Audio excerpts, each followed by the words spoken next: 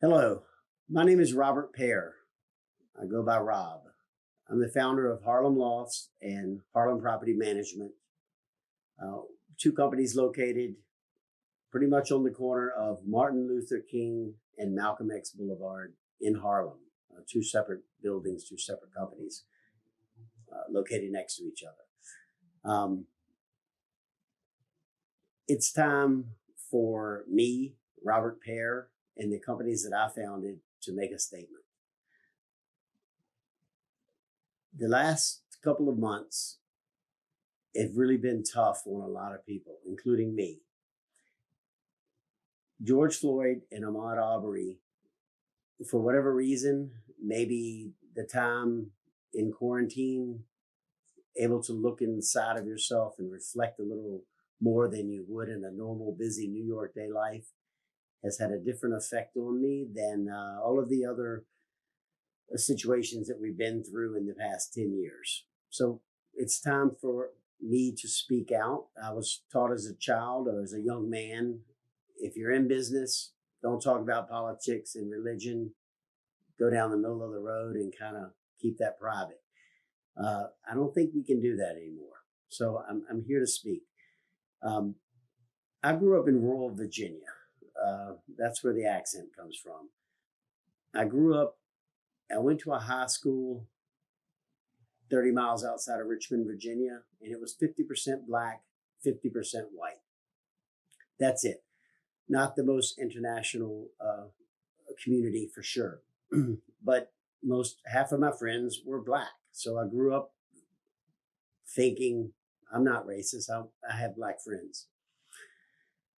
I went to college at Virginia Commonwealth University in Richmond, but I chose to live down the street a bit in Churchill, Virginia, which was 95% black at least, very similar to Harlem. I loved it. Living in a black community I have to tell you, is awesome. It's a real community. So I enjoyed that. So I asked myself again, how can I be racist? I'm living in a community that's 90% black.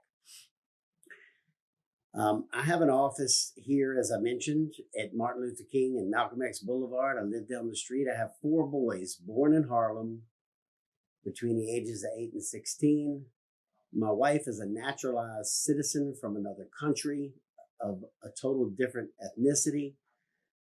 2 of my boys are dark skinned, 2 of my boys are light skinned. How can I be racist?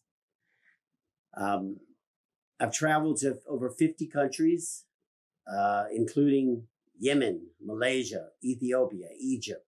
I've prayed with Muslims. I've prayed with Christians. I grew up Southern Baptist.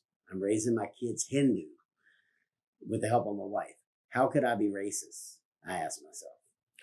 So it's definitely time for change, and I'm changing.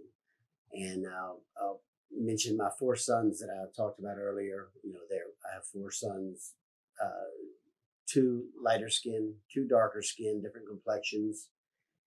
They're not African. My wife's not African American, but she just as well could have been.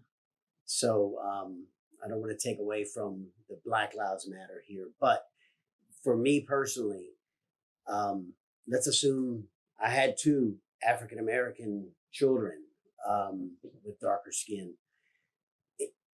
Until my 4 boys are able to walk down the street, take a jog, stop by a construction site, get arrested, until they all 4 would be treated exactly the same, then our philanthropic push from the company and me personally will continue to go towards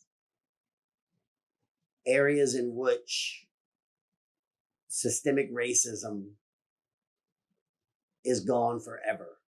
And I've realized I haven't done enough. I want to do more. And this is the direction that I will go, and any company that I represent now or in the future will go, and my family will go. And I apologize for not recognizing this a lot earlier. Thank you.